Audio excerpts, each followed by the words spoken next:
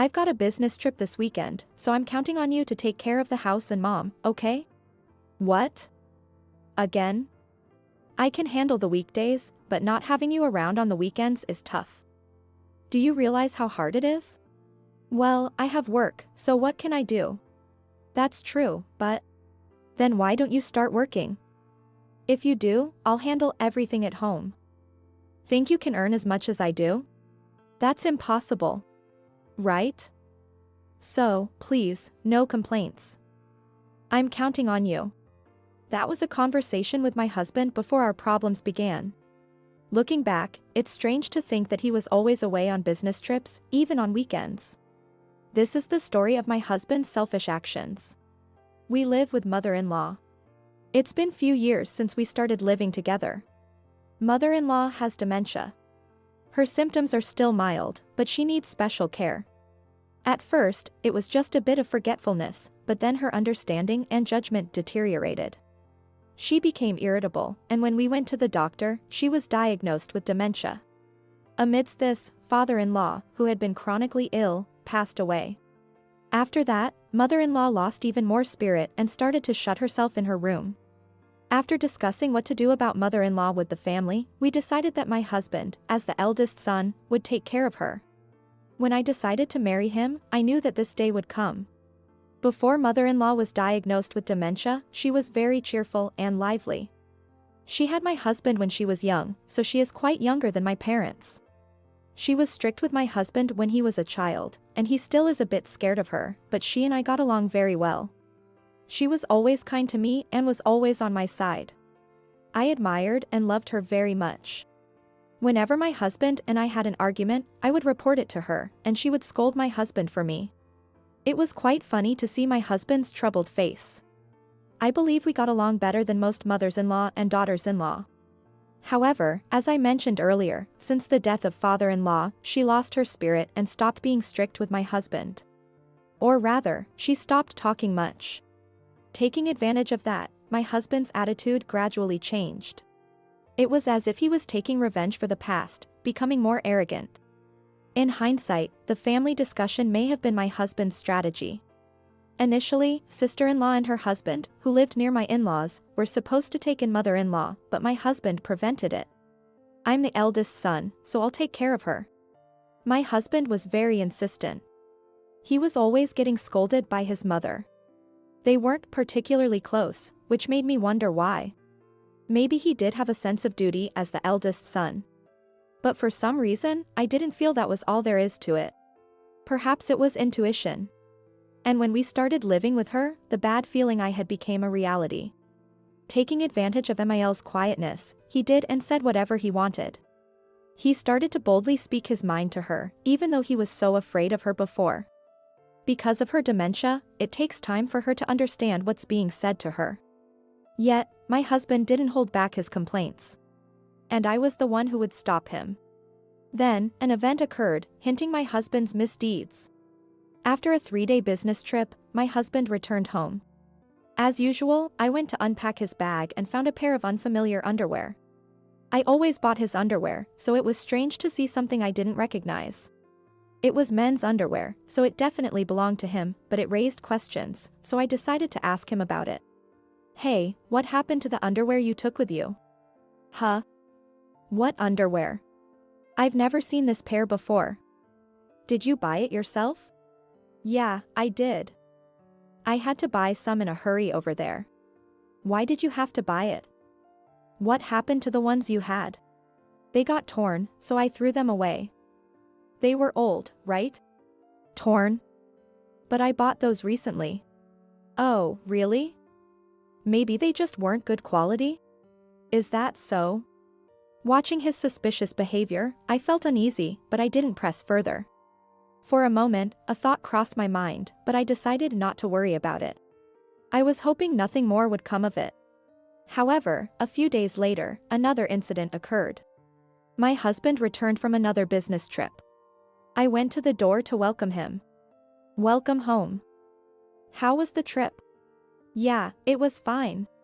My husband was looking down, lacking his usual energy. What's wrong? Are you sick? I asked him. No, that's not it. I have something important to discuss. He replied, with a serious face. Mother-in-law had already gone to bed.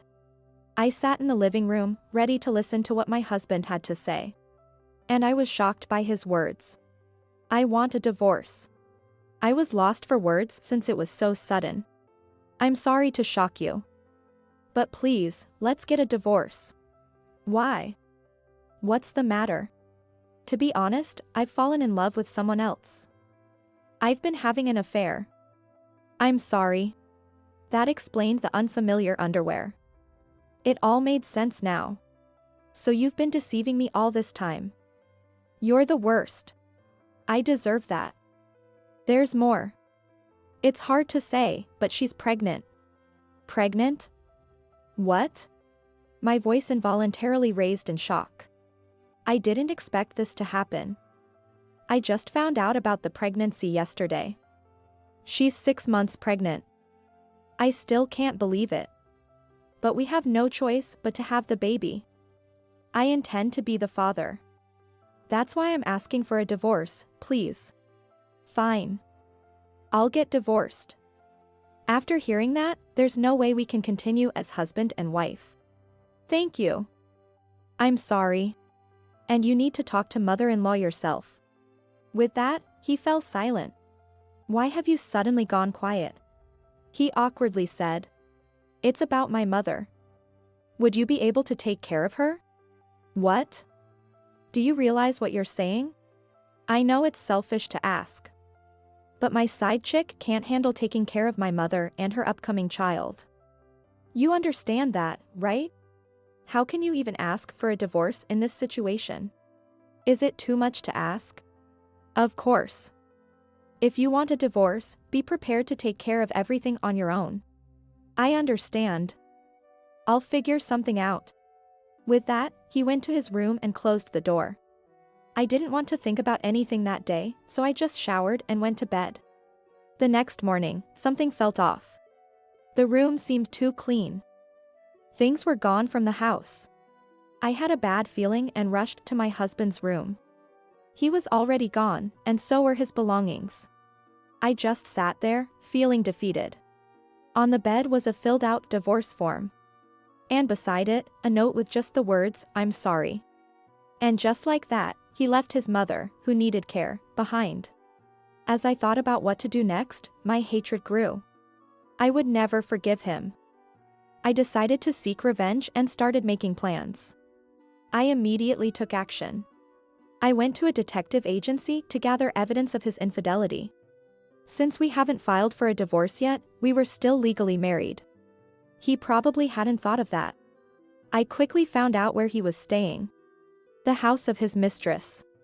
The evidence of the affair quickly piled up. I had gathered enough proof in half the time I had requested from the private investigator. I decided to tell mother-in-law first. Although I wasn't sure she would understand, I explained it to her slowly and clearly. To my surprise, I saw a change in her facial expression. She responded with such clarity that I was convinced she was becoming her former self again. It turned out that the mistress worked at the same company as my husband, and mother-in-law suggested sending the evidence to his workplace. This will be our first act of revenge, she said with a smile. A few days later, my husband called, frantic. Yes, what is it? I responded calmly. Sending evidence of my affair to my workplace. Are you out of your mind? My husband was making a fuss over the phone. I never thought you'd do something like this. You're mistaken. It wasn't me who sent it. Then who did? It had to be you. Are you blaming it on me alone? Your abandoned mother is the one who did it. Don't think this is the end of it. I said what I had to say and hung up the phone. The phone kept ringing persistently after that, but I ignored it. Then mother-in-law came in. Time for our next move, she said and returned to her room, seemingly making a phone call.